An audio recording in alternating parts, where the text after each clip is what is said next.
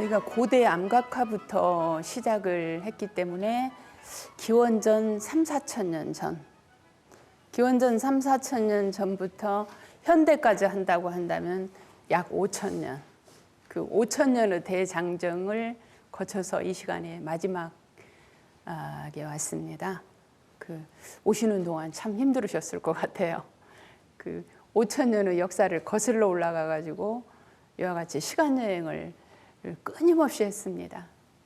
오늘은 이 시간에는 이제 당나라 때 법이라고 하는 게 글씨를 어떻게 써야 된다고 하는 어떤 원칙을 정하는 것이죠. 법이라고 하는 거는요. 이렇게 하는 게 맞는 것이다. 그래서 많은 서예 이론가들이 나와서 가로획은 어떻게 하고 세로획은 어떻게 하고 이러한 원칙을 정하는 거죠. 근데 그 원칙이라고 하는 것은 처음에는 모든 것을 통제하게 하는 힘을 지닙니다. 지니는데 그것이 오래가지는 못한다는 거죠. 이와 같이 국민들의 정서가 안정이 되어지고 경제적으로 부강해지고 그렇게 되면은 그러한 법을 철저하게 지키는 그러한 데서 자꾸 벗어나려고 그래요. 일탈하고 싶은 어떤 그런 욕구가 자꾸 마음속에 이제 일게 됩니다. 거기에서 나와지는 게 아까 우리 이제 지난 시간에 우리가 보았던 초서 같은 걸 거예요. 근데 당나라가 멸망을 하고 송나라가 들어서게 되면은 이때부터 시작해 가지고 글씨가 화려해지기 시작합니다. 글씨를 아름답게 꾸미기 시작하는 거예요. 아주 화려하고 장식적이고 이렇게 하는 것들이 송나라 때에 이루어지게 됩니다.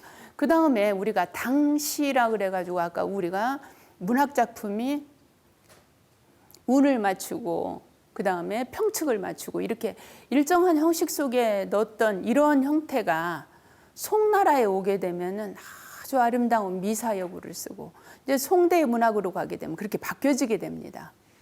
그래서 문학이나 예술이나 모든 게 이와 같이 바뀌어지게 되는데요. 이와 같이 북송, 남송 이제 요금 시대의 서예에 오게 되면은 전체적으로 우리가 당대의 예술에 비해서 송대에 오게 되면은 이와 같이 화려해지고 미사여구를 문학작품에서도 미사여구를 많이 쓰고 하기 때문에 문학의 수준이나 예술 수준으로서는 떨어졌다고 이야기를 합니다. 겉을 치장하기 때문이에요. 그래서 수준이 떨어졌다고 이렇게 이야기를 합니다마는 어쨌든 당나라의 문화가 이와 같이 무너지면서 실질적으로 우리가 북송이 72년 이게 후기 이 100년간의 이제 이와 같은 송대가 시작이 되는데요. 이때 오게 되면은 우리가 이제 송나라 때에 와서도 많은 서예가들이 당나라 때부터 이와 같이 그 서예가들이 대접을 받고 이러한 시대를 거쳤기 때문에 송나라에 오게 되면 여전히 그렇습니다. 그러는데 가장 중요한 송나라 때의 서예로서 우리가 가장 중요한 건 뭐냐면 법첩이 나오기 시작한다는 겁니다. 그러니까 송대에도 여전히 제왕들이 이와 같이 이 서예에 관심을 갖고 또 산재되어 있는 명서예가들의 작품을 이렇게 수집하고 그렇게 하는데 중요한 게 뭐냐면 이와 같이 수나각첩이라고 하는 처음으로 법첩이 나오기 시작합니다. 이거는 후대의 서예를 이와 같이 획기적 발전을 하게 하는 중요한 역할을 해요. 많은 그 예술가들이 해놓은 그 서예 작품들을 이와 같이 책으로 편찬한다는 얘기예요. 이 수나각첩이 이제 처음 나온 법첩입니다. 그 당시에는 그냥 단순하게 그 유명 서예가들이 쓴 작품을 이와 같이 실어서 책으로서 낸 거지만 이게 시작인 것입니다. 이 시작을 통해서 수도 없는 법첩이 만들어지게 되고 이렇게 되니까 많은 사람들이 그 유명한 서예가들의 작품을 실제 자기 눈으로 볼 수 있게 만든 거예요. 그래서 북송 초기에 이와 같이 많은 서예가들이 나오는데 특히 구양수라고 하는 학자가 아주 서예를 정말 널리 보급하기 위해서 많은 그 저술 활동을 하게 됩니다. 그렇기 때문에 많은 서예가들이 나오지만 중요한 것은 뭐냐면은 특히 채양이나 소식이, 황정견이, 미부리 같은, 아까 미부리 제가 말씀드렸듯이 이러한 사람들이 나오는데, 중요한 건 뭐냐면은 왕이지 서풍을 심리적 표준으로 하기는 해요. 그 시대에도 여전히. 그렇지만은 왕이지 법에 매이는 것보다는, 법칙에 매이지 않고 이와 같이 자유롭고 자기만의 어떤 아름다움을 드러내려고 하는 욕구를 갖게 됩니다. 이 시대에 오게 되면. 그러면은 당나라 때의 중당 이후에 서예가들이 이와 같이 법에 매이지 않는 글씨를 쓰려고 하는 시도가, 그 성과를 이룬 건 송나라 때죠. 그러다 보니까 송나라 때 오면은 이와 같이 법에 매이는 글씨가 과연 예술이냐, 이런 거에 대한 회의를 갖기 시작하는 거예요. 그래서 나만의 개성을 드러낸 글씨. 그러면 나만의 개성을 드러내기 위해서 어떻게 해야 되느냐. 그러면 이 시대에 오면 어떨 것 같으세요? 완전히 글씨가 바뀌어지게 되겠죠. 이게 이제 송나라 때 사람입니다. 이게 어디 글씨 같으세요? 당나라 때 같으면 상상도 못하는 이런 글씨가 송나라 때 오면 나오게 됩니다. 그래서 송나라 때 오게 되면은 이렇게 자유스러운 나만의 글씨, 나의 개성을 드러낸 이러한 글씨. 근데 여전히 이때까지만 하더라도 왕이지 위상은 깨지지 않습니다. 그러니까 모든 법칙을 왕이지를 통해서 찾으려고 해요. 그러나 그 가운데서 거기에 매이지 않고 자기의 자유로운 자기만의 어떤 법칙을 하려고 했었고, 이 시대에 오게 되면 주로 이제 뭐 편집글 같은 거, 이런 것들을 통해서 많이 쓰여지게 됩니다. 아까 우리가 당나라는 해서가 가장 주된, 우리가 당하면은 당해 이렇게 이야기하는데, 송나라에 오게 되면은 아까 어때요? 법칙에 매이는 게 이제 짜증난다 그랬어요. 그러니까 내가 과연 법칙에 매달려야 되는가, 이렇게 되니까 나의 자유스럽게 내 특징을, 내 개성을 드러내기 위해서는 어떤가요? 서가문이라든가 이런 것들이 성행하게 되겠죠. 그래서 행초가 성행하게 됩니다. 해서보다는. 그래서 해서를 쓰는데도 이와 같이 법칙에 철저하게 매이지 않고 조금 자유스러운 해서, 이런 것들이 쓰여지게 된다는 거죠. 중요한 건 이 시대에 오게 되면 성리학입니다.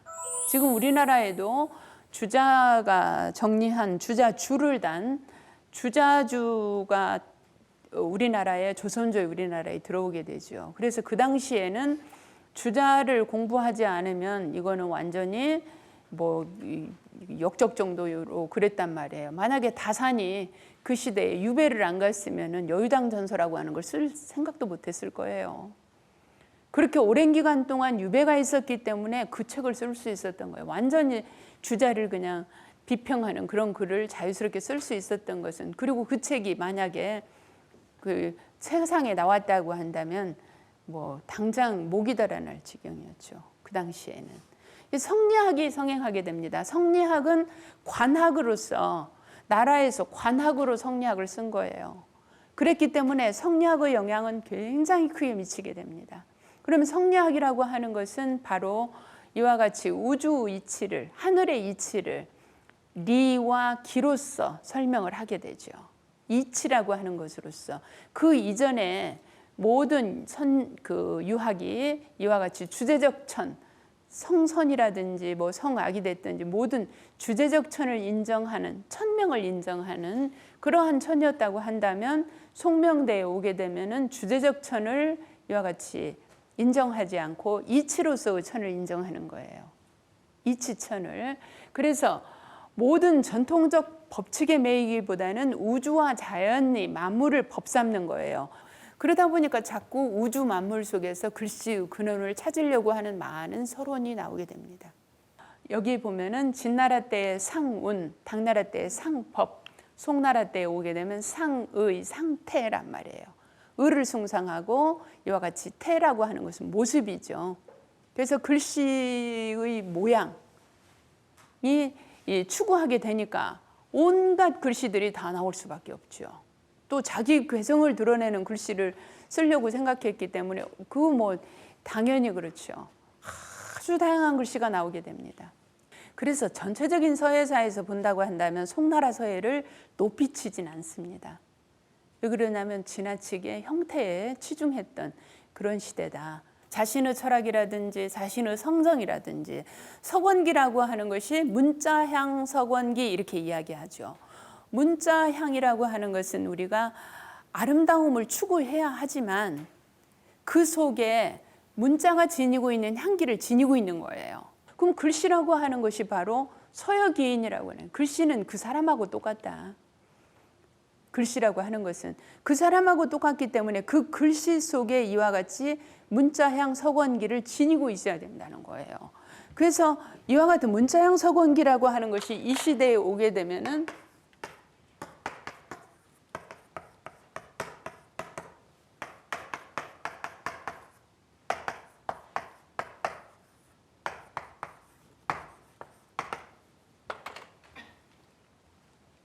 매우 중요시되게 됩니다.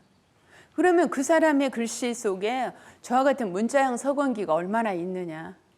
이제 이거를 자꾸 치중하게 되죠. 그래서 여기에 보면은 지금 그 품격, 의치 이런 것들이 글씨 속에 그대로 드러난다. 여기에 밑에 보면은요, 형태 없는 상징이며 우리가 글씨를 통해서 이와 같이 자기가 가지고 있는 모든 것을 드러낼 수 있습니다. 또 형태가 있는 마음이다. 내 마음을 어떤 지금 형태를 빌려서 지금 하고 있죠. 그래서 글씨라고 하는 것은 의경이다. 내 뜻의 경계를 아름다움을 그대로 지금 내가 마음속에 가지고 있는 걸 그대로 글씨를 통해서 드러낸다는 거죠. 또 흉죽지 죽이다. 내 마음 가슴 속에 대나무를 키우는 것처럼 이와 같이 글씨를 통해서 그거를 드러낸다. 그 다음에 신체다. 내 마음의 색깔이란 말이에요, 저게. 서예라고 하는 게. 그래서 우리가 이제 지금까지 많은 서예를 살펴보면 서예라고 하는 것이 저렇게 다양하구나. 또 글씨라고 하는 것이 그냥 이렇게 단순한 글씨가 아니라 그 글씨 속에는 그 시대의 정서와 그 시대의 철학이 그대로 녹리고 나는 것이구나 하는 걸 알 수 있습니다. 그러면 우리가 이 시대에 오게 되면은 이와 같이 아주 자기 개성을 드러내려고 했었기 때문에 수도 없이 다양한 글씨가 나올 수밖에 없죠. 모든 예술가들이 자기 색깔을 드러내려고 했단 말이에요. 그래서 아주 다양한 글씨가 나오게 됩니다. 아까 우리가 당나라 때 썼던 그러한 초서하고는 지금 전혀 다른 초서가 나오게 됩니다. 최양이라고 하는 사람이 쓴 초서인데 이제 이와 같이 초서를 자기식의 초서를 쓰기 위해서 이제 해석을 하기 시작합니다. 이와 같이 어떤 형태에 매이기보다는 자유스럽고 그러면서 자기 개성을 드러내려고 하는 글씨를 쓰게 됩니다. 이거는 휘종황제입니다. 휘종황제. 그러니까 휘종황제인데 이 글씨는 어떠세요? 전혀 다른 의미가 다르게 보여지죠. 지금 이 글씨는 어떤가요? 붓으로 쓴 것 같지 않고 뭘로 쓴 것 같으세요? 마치 펜으로 쓴 것 같습니다. 그러니까 아주 저렇게 가늘고 칼날로 쓴 것 같은 그러한 맛을 내서 수금체라고 하는 글씨로 아주 유명합니다. 그러니까 휘종황제는 이것뿐만이 아니라 지금 이 글씨는 이와 같이 수금체로 썼는데 다른 글씨는 초서도 아주 잘 썼어요. 이 휘종황제가. 그래서 저는 휘종황제가 쓴 조기리의 초서를 저도 공부를 많이 했었는데요. 이렇게 황제들이 나름대로 자기의 일가를, 이 황제뿐만이 아니라 모든 서예가들이 자기 나름대로의 글씨체를 완성하려고 했던 거예요. 그러니까 다양한 서예가 나올 수밖에 없겠죠. 이 시대에 오면은. 그래서 이 시대에 오게 되면은 이제 수도 없이 다양한 서예들이 나오게 되고, 이제 남송 시대에 오게 되면은 장즉지라고 하는 대단한 서예가가 나오게 됩니다. 조맹견이라든지 문천상이라든지 이러한 인물들이 나오게 되는데 이 조맹견이가 쓴 글씨예요. 그러면 지금까지 우리가 봤던 그런 글씨의 유형이 아니라 이제 자기 나름대로의 이와 같이 굳고 가는 획의 차이를 이렇게 강하게 두고, 아까 우리가 수금체처럼 아주 가는 글씨를 썼는가 하면은 이러한 형태가 이제 당나라 때 글씨와 같지 않고 자기식의 글씨를 이제 완성을 하는 겁니다. 그 다음에 이제 원대예요. 송나라 때 이와 같이 아주 화려하고 장식적이고 온갖 아름다움을 다 구가한 수도 없이 다양한 서체가 이제 송나라 때 나왔습니다. 근데 이제 송나라가 망하고 원대가 들어섭니다. 근데 우리가 이제 원대는 알다시피 징기스칸이 통일을 하게 되죠. 그러니까 큰 넓은 초원을 말 타고 달리던 그런 사람인데 무슨 학문적인 그 토대가 있겠어요. 그래서 철저하게 한족에 대한 차별 정책을 해요. 한족을 이제 배제하려고, 한족이 지배하고 있던 그것들을 이제 빼앗으려고 하니까 한족을 철저하게 차별 정책을 하지만 한족이 오랫동안 쌓아온 그 문화적 토대는 어떻게 할 수가 없어요. 자기네들이 흉내낼 수가 없는 거예요. 이때부터 시작해가지고 이제 문헌문이라든가 이런 것들이 어때요? 그거를 단시일 내에 어떻게 할 수가 없단 말이에요. 굉장히 노력을 합니다만 그래서 백화문을 쓰기 시작합니다. 그래서 원나라에서는 철저하게 한족 차별 정책을 합니다. 한족을 배제하려고 하는 철저한 차별 정책을 했지만 그 한족이 지니고 있는 문화는 이 나라를 이끌고 가려면 어떻게 해요? 원나라가 이끌고 가려면 그 문화는 배워야 되잖아요. 그래서 이 문화에 대해서는 아주 정책적으로 문화를 이와 같이 확산시키고 발전시켜 나갈 수 있는 정책을 펴게 됩니다. 그러니까 이중 정책을 펴는 거죠. 한족은 배제하고 이와 같이 문화는 살리고 하려고 하는 그러한 정책을 펼치게 됩니다. 이와 같이 군주가 몽고족이 이 정책을 나라를 다스리고 있기 때문에 서해의 수준은 아주 형편없이 떨어질 수밖에 없었어요. 그러니까 당나라 때 이후로 원명 다 서해 수준은 떨어질 수밖에 없죠. 그래서 조명부가 쓴 소해자인데 저 소해자는 아주 유명합니다. 작은 해서예요. 작은 해서의 글씨가 작은 해서의 글씨로서 하나의 일가를 이루었던 인물이고요. 그래서 이게 이제 조명부의 글씨입니다. 저거는 이제 진시황 때 썼던 소전체인데 비석이 있으면 비액이라고 해서 맨 위에 이렇게 써져 있는 글씨입니다. 저런 비액으로 많이 저렇게 소전체를 쓰게 됩니다. 이제 다양한 글씨를 쓰기 시작하면서 나와진 현상이에요. 그러니까 그 당시에 써졌던 글씨가 아니라 자기 색깔로서 표현하는 그러한 글씨가 나오기 시작하는 겁니다. 이게 이제 명나라 때서예요. 이제 명나라가 들어서는데 아까 우리가 원나라는 이제 문화 수준이 낮을 수밖에 없어요. 여러 가지 뭐 예술이라든가 학문이라든가 이런 것들이 아주 떨어졌던 시대이고요. 이제 명나라가 들어서서 이제 평민 출신 주원장이가 이제 이와 같이 육부를 두고 황제의 직속에 이제 육부를 황제의 직속에 둬가지고 군주의 권위를 높이려고 합니다. 그러니까 군주의 권위가 떨어져가지고 이렇게 되다 보니까 군주 권위를 높이려고 하고 그 다음에 주자학을 이제 정식 관학으로서 이렇게 채택을 하게 됩니다. 그래서 학문을 장려하고 과거제도를 실시하는데 여기서 중요한 사건이 벌어지게 됩니다. 우리가 서해에서. 아까 우리가 이제 당나라 때도 과거 시험을 서해로서 봤죠.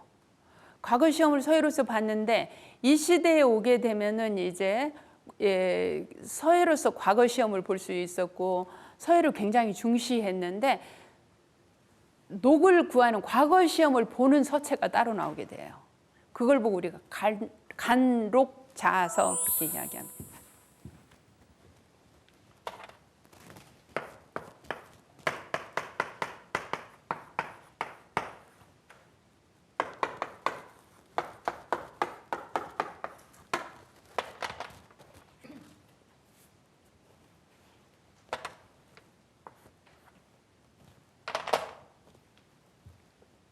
녹을 구하는 글씨가 나오게 되는 거예요. 그러면은 이와 같이 우리가 당나라 때도 과거 시험을 보기 위한 글씨가 나오면서 물론 이제 법이라고 하는 개념에 이러한 그 역할을 하기도 했지만 예술로서 본다고 한다면 이것은 정체되어 있게 만드는 거죠.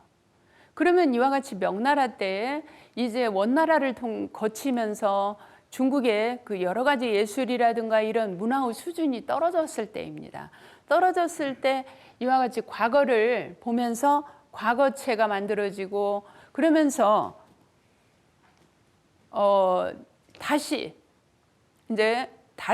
그 이전으로 돌아가서 왕이지 이전으로 돌아간 비학을 숭상하게 됩니다. 그러니까 우리가 왕이지를 내가 배우려면 이제 이 시대에 오게 되면 회의가 생기는 게 뭐냐면 우리가 이렇게 왕이지를 열심히 공부하는데 왕이지를 공부하면 왕이지보다 내가 잘 써질 수는 없지 않겠냐는 거죠. 왕이지를 공부하게 되면. 그렇게 하고 지나치게 왕이지에 대해서 오로지 왕이지 글씨만을 가지고 이렇게 하는 것에 대한 회의가 생기기 시작하는 거예요. 그래서 도대체 이와 같이 그러면 내가 왕이지보다 더 잘 쓰려면 어떻게 해야 되겠느냐. 내가 왕이지보다 더 잘 쓰는 서예가가 되려고 생각을 한다면 그럼 왕이지는 진나라 때 사람인데 내가 진나라 때 그 왕이지의 글씨만을 이렇게 배우게 되면 나는 왕이지보다는 못 쓰게 되지 않겠냐는 거죠. 결국은 왕이지 이전으로 돌아가자고 하는 운동이 싹트기 시작합니다.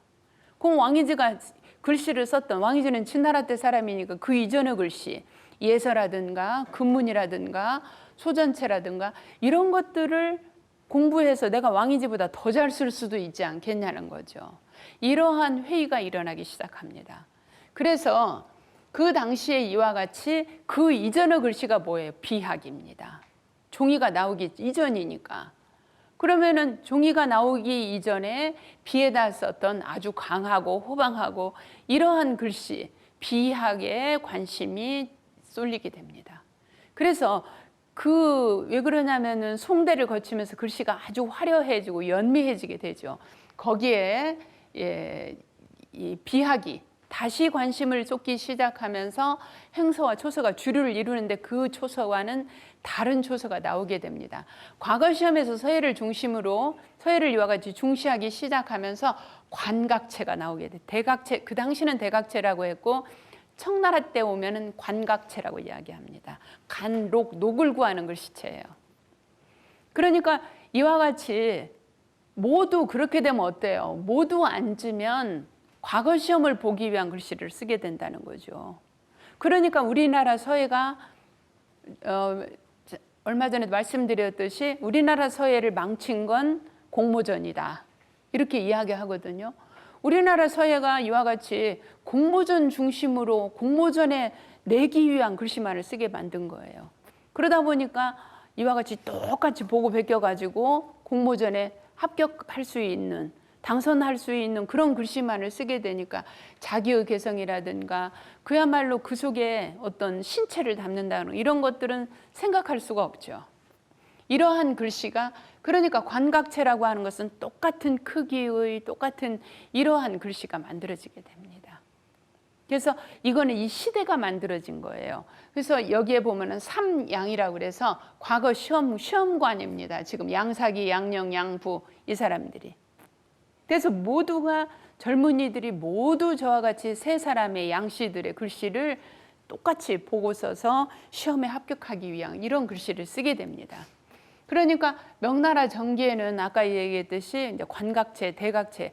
그러니까 명나라 때는 대각체라고 그랬고 관각체라고 하는 명칭은 청나라 때 생겨집니다만은 이와 같이 그 여러 시험관들의 글씨를 똑같이 보고 쓰는 그러한 글씨가 성행을 하고 명나라 중기에 오게 되면 이제 조금 다른 바람이 일어나게 됩니다. 뭐가 되냐면 아까 우리가 왕이지 이전으로 가야 된다고 하는 이제 이런 바람이 일었다 그랬어요.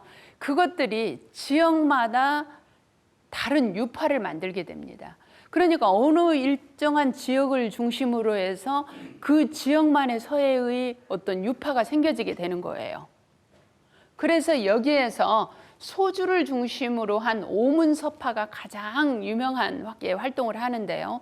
여기뿐만 아니라 다른 곳들도 이렇게 지역별로 하나의 유파를 형성해서 이렇게 이제 서예 활동을 하게 되는데 그때 축윤명이라든지 문직명이가 우리나라의 글씨에 많은 영향을 미치게 됩니다.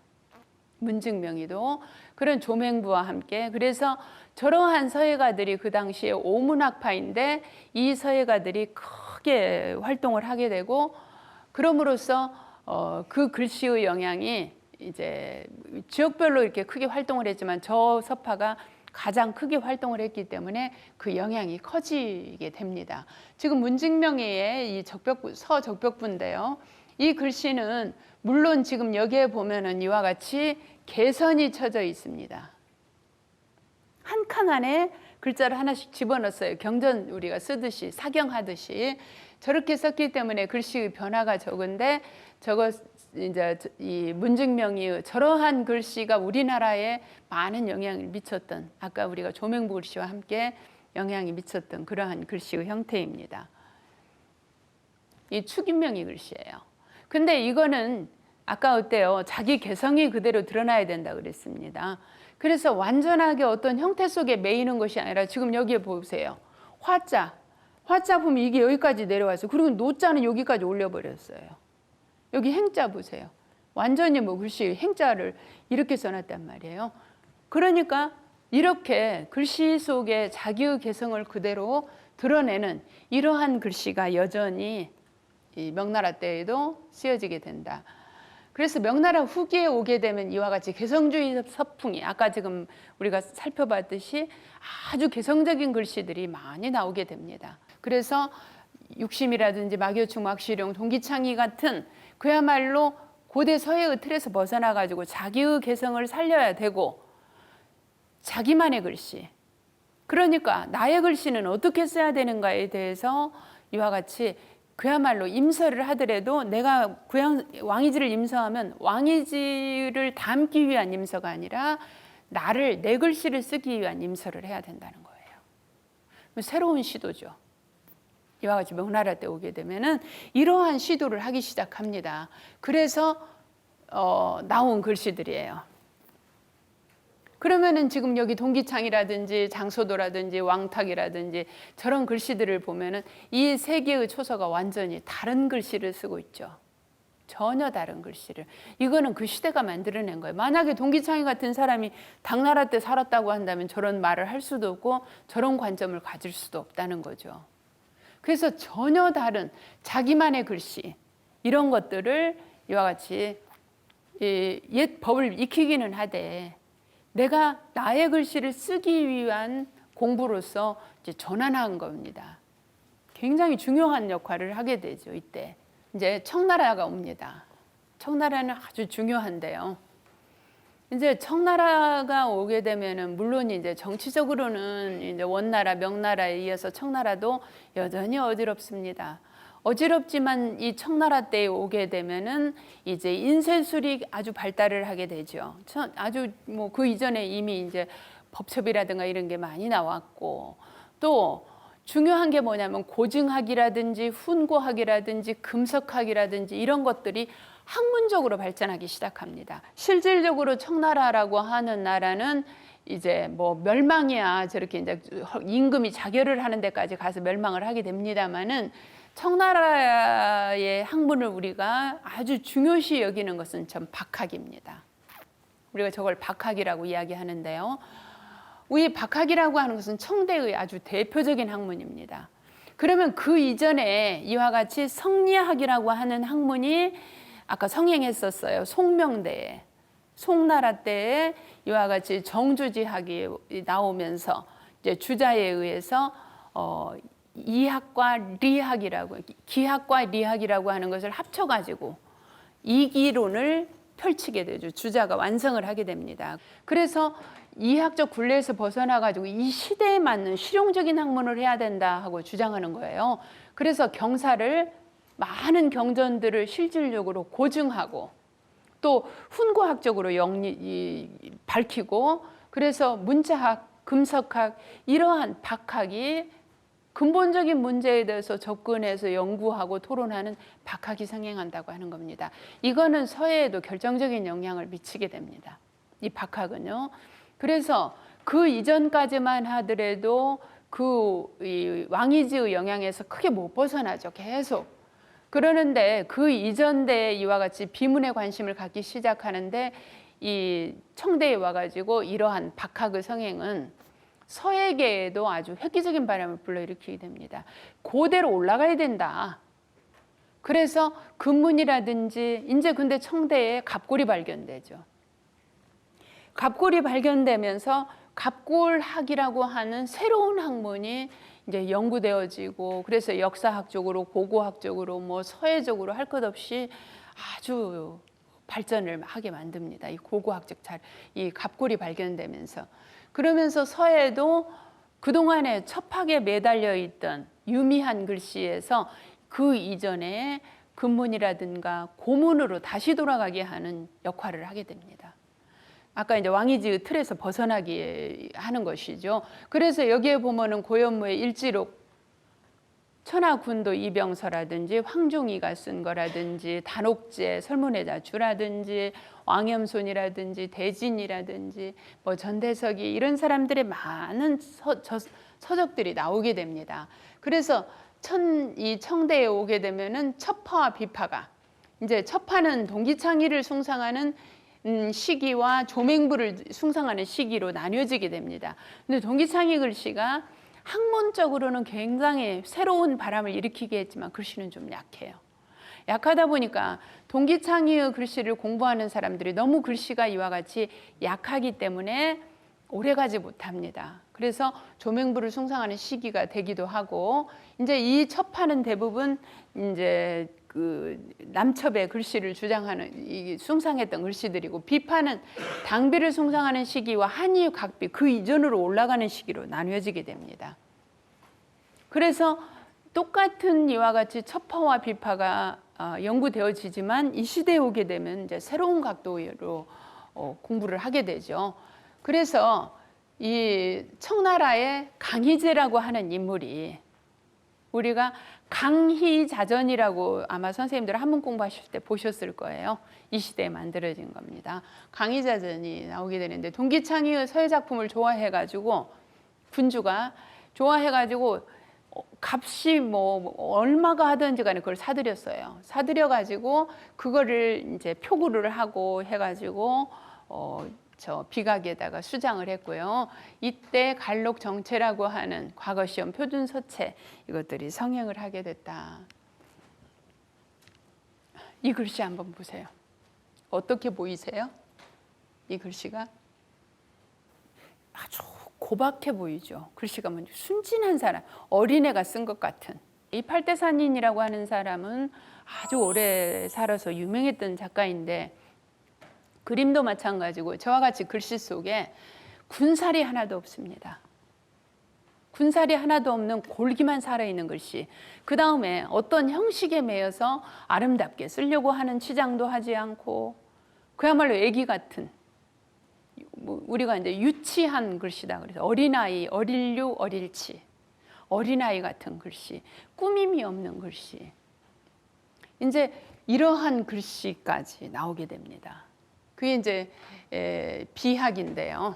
비학이라고 하는 것이 아까 이제 이게 선진 시대로 올라가가지고 비학에 관심을 많이 가졌다 그랬는데, 종정이라든지 간독 오히려 위로 올라가는 겁니다. 금석학이 성행을 하기 시작하면서. 그래서 한이, 수닥, 석각이라든가 금석서체가 중심이 되는 이제 서학인데요. 많은 금속 자료가 출토되면서 등석여라든지 완원이라든지 이런 사람들이 이 금문이라든가 갑골문 아니면 소전체 이런 것들을 가지고 자기식으로 해석을 해서 글씨 작품을 많이 하게 됩니다. 또 이때가 되면은 전서라고 하는 게 아주 성행을 하게 돼요. 전서가 성행하게 되면서 인장서체, 그러니까 전각이 굉장히 유행을 하게 돼요. 우리 중국에 가면 서령인사에 이제 언제 여행하실 때 서령인사에 가보면 뭐 전체가 다 전각들 뿐입니다. 그러니까 그럴 만큼 전각 예술이 성행하게 돼요. 그래서 양수경이라든지 오창석이라든지 강유희 이런 인물들은 전부 다 아까 강유희 그 서예 이론가 말씀드렸었죠. 이런 사람들은 이와 같이 이 시대에 오게 되면은 물론 다른 서예도 성행을 하지만 다시 옛것, 그러니까 전서라든가 이런 것들을 다시 공부하고 그것에 대해서 그걸 가지고 자기식으로 해석을 한 거예요. 그래서 지금 이거 우리가 지금 이 글씨를 보면 이건 이제 소전체를 가지고 이제 황이라고 하는 인물이 했기 때문에 거의 소전체를 그대로 쓰고 있다고 볼 수 있는데, 얘를 한번 보세요. 얘는 지금 예서인데 한나라 때의 예서를 갖다가 저렇게 표현하고 있어요. 그 예서, 본래의 예서의 형태에서 완전히 벗어나가지고 자기식으로 해석을 한 거예요. 자기식으로 해석을 하고 저와 같이 전각 예술이 아주 성행하게 됩니다. 그래서 전각서체가 인장서체, 우리가 전각서체는 한나라 때의 인장서체와 진나라 때의 인장서체가 많이 성행을 하게 되는데 저거를 저와 같이 예술작품으로서 이제 승화시켜서 표현하는 이러한 예술이 나오게 됩니다. 그래서 20세기 이후에 이제 청나라가 결국은 이제 문호를 개방하고 서구의 문물을 받아들이게 되죠. 그래서 이제 혁명이 일어나고 그렇게 하면서 서구 문물을 받아들이면서 서예도 아주 많이 변하게 됩니다. 그 예술이 중국의 이 서예라고 하는 게 중국의 서예뿐만 아니라 우리나라도 마찬가지입니다만은 이와 같이 동양 문화권에 있는 그러한 그 예술을 하는 사람들이 이와 같이 중국이 개방되면서 같이 변화하게 되죠. 서예도 마찬가지고요. 그래서 결국은 이제 중화민국으로서 새로운 출발을 하기 시작합니다. 이제 문호를 이와 같이 개방하게 되니까 예술도 마찬가지로 변화할 수밖에 없죠. 그래서 많은 서예가들이 나오게 됩니다. 그러면 지금 요거를 한번 보시면 어떤가요? 전혀 다른 그동안에 우리가 보았던 뭐 전사라든가 그런 형태가 아닙니다. 새로운 각도로 출발을 하게 되죠. 새로운 각도로 재탄생을 하게 되는 거예요. 이제 이렇게 갑골이라든가 저런 것도 새로운 예술품으로서 표현이 되게 되고요. 그럼 이때는 이제 모든 게 예술의 도구로서 사용이 됐는데 그 예술의 도구가 아까 어땠어요? 누구 어떤 틀에 매이지 않고 자기 개성을 드러내는 이러한 이제 예술로서 표현되다 보니까 지금은 온갖 글씨들이 다 자유스럽게 드러나게 됩니다. 이와 같이 모든 문화권이 하나로 묶이면서 현대에 오게 되면 어떤가요? 많이 달라지게 됩니다. 그러니까 이게 내 것이라고 고집을 할 수가 없는 거예요. 그러면 이 시대에 우리는 이 시대를 주도하고 있는 예술이 무엇이라고 얘기해야 되느냐? 이 시대를 주도하고 있는 예술은 따로 없습니다. 서예도 마찬가지예요. 앞으로는 서예가 이와 같이 옛날 글씨를 많이 써서 이러는 것보다는 서예 심리 치료라든가 이제 그러니까 서예 예술 치료입니다. 서예를 통해서 내 심리를 안정시키고 이러한 다각도의 방향으로 서예가 나갈 수밖에 없습니다. 왜냐하면 서예가 지니고 있는 그러한 공능과 위상이 아주 크고 넓습니다. 그렇기 때문에 서예가 앞으로 이와 같이 다각도로 무궁한 발전을 하게 될 거예요. 그래서 그러한 세상을 기대해 보면서 왜냐하면 서예는 서예 자체가 지니고 있는 이와 같이 나를 가라앉히게 할 수 있고 나를 돌아보게 할 수 있고 또 나를 서예를 통해서 드러낼 수 있는 분야입니다. 그렇기 때문에 이러한 서예가 앞으로 많이 행하여질 수밖에 없다. 성행될 수밖에 없다. 그래서 그런데 다 여러 각도로 각자의 각도로 이와 같이 발전이 되겠죠. 그래서 우리 서예가 앞으로 이와 같이 그 미래의 예술을 어쩌면 미래의 예술 중에서도 가장 중요한 어떤 위치에서 서예가 발전되어 나가지 않을까 하는 기대감을 가져보고요. 저희가 지금 이제 한 5,000년의 역사 시간 여행을 서예를 통해서 시간 여행을 했었습니다. 제가 지금까지는 모든 것을 그냥 법에 맞춰서 썼어요.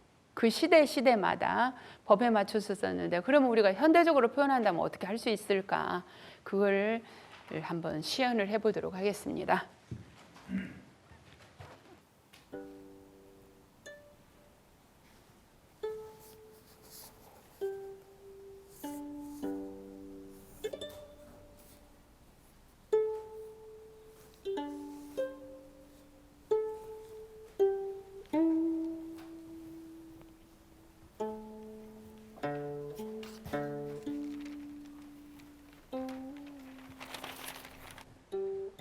숫자예요. 숲이라고 하는 글자예요. 기존에 제가 글씨를 쓰던 스타일하고는 전혀 다르죠. 기존에 쓸 때는 제가 법칙을 정확하게 지켜서 썼어요. 왜 그러냐면 그 시대에 유행했던 것이기 때문에 그거를 제가 보여드리느라고 그렇게 했는데, 지금의 예술은 물론 다 이러는 거는 아닙니다. 다 이러는 거는 아니지만은 이와 같이 이렇게 힘들이지 않고 그러면서도 아주 편안하고 또 아름답고 이런 것들을 추구하는 예술로 자꾸 흘러가게 된다는 거죠.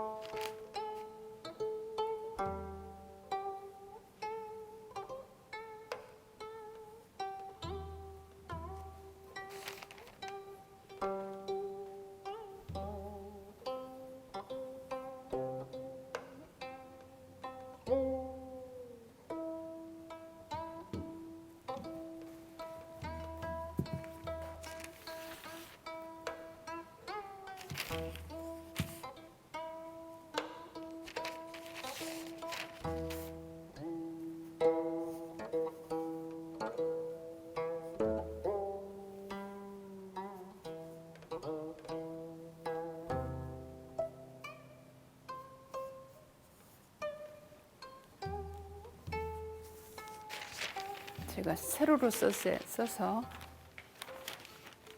적수공명이라고 하는 글자예요. 이거 쓰는데 지금 한 1분이나 걸립니다. 그러면은 똑같은 글씨를 쓰는데 어떤 글씨는 저렇게 글자 한 작품을 하는데 아주 법칙을 넣어서 그렇게 제대로 하지만 저와 같이 1분도 안 되게 얼마든지 할 수 있어요. 저렇게. 근데 우리가 요즘 사람들이 이제 현대적인 저거는 이제 현대의 예술이라고 볼 수 있겠죠.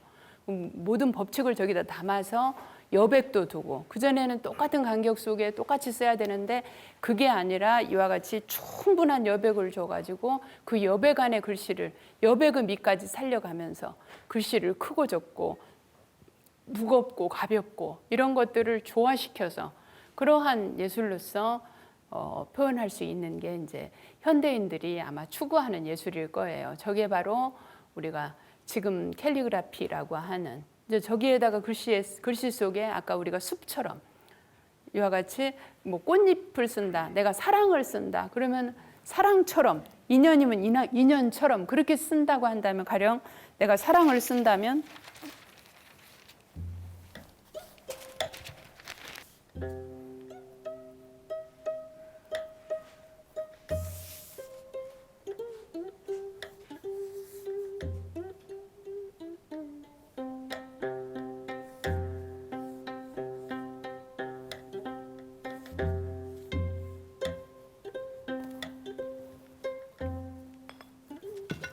이렇게 쓸 수도 있겠죠. 그러면은 이와 같이 이 글씨가 어떠한 형태가 아니라 나의 느낌을 그냥 글씨 속에 그대로 담아서 낼 수 있는 거라는 거죠. 현대의 서예는. 그러면 이걸 이제 우리는 흔히 현대서라는 말로 이야기를 해요. 그리고 이제 지금까지 썼던 그런 것들을 전통서다 이렇게 하는데, 전통서다, 현대서다 이거는 따로 구분하는 것은 맞지 않는 법칙인 것 같고요. 우리가 현대라고 하는 것이 어제의 전통이 있었기 때문에 오늘의 현대가 있는 거죠. 그래서 이 시대가 요구하는 예술은 어쩌면 저렇게 자유스러운 가운데서 자기의 개성을 충분하게 드러내는 예술을 추구하고 있지 않는가. 이게 계속 가지는 않는다는 겁니다. 이런 것이 우리가 기본적인 원칙이 충분히 있지 않는다고 한다면, 저는 이 시대가 이와 같이 우리가 많은 그 학자들이 원칙이 없는 시대다, 어른이 없는 시대다 이런 얘기를 하는데, 이 시대에 정말로 필요한 것은 원칙이고 기본이 아닐까. 그래야만이 이 변화의 시대에 새로운 다가오는 시대를 우리가 주도할 수 있는 건 결국 원칙과 기본 아닐까 하는 생각을 해봅니다.